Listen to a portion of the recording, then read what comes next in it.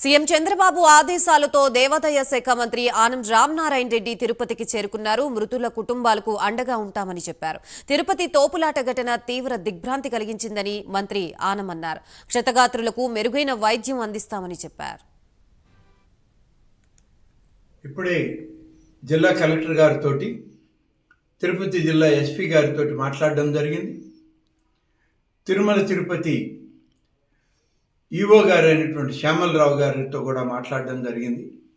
దాదాపుగా 6 మంది ఈ తొక్కిసలాటలో చనిపోయారని, 26 మంది రుయా హాస్పిటల్లో మరి అడ్మిట్ అయ్యారని, మరొక 6 మంది స్విమ్స్ హాస్పిటల్లో అడ్మిట్ అయ్యారని, వారికి ఎలాంటి ప్రాణాపాయ పరిస్థితి లేదు, అందరికీ కావలసినటువంటి మెరుగైనటువంటి వైద్య సౌకర్యాన్ని ఏర్పాటు చేస్తున్నామని జిల్లా అధికారులు, తిరుమల ఈవో గారు ఇద్దరు చెప్పడం జరిగింది.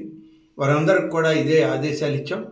ముఖ్యమంత్రి గారి ఆదేశాల మేరకు ప్రతి ఒక్క భక్తుడికి స్వామివారి దర్శనం సజావుగా సాగాలి.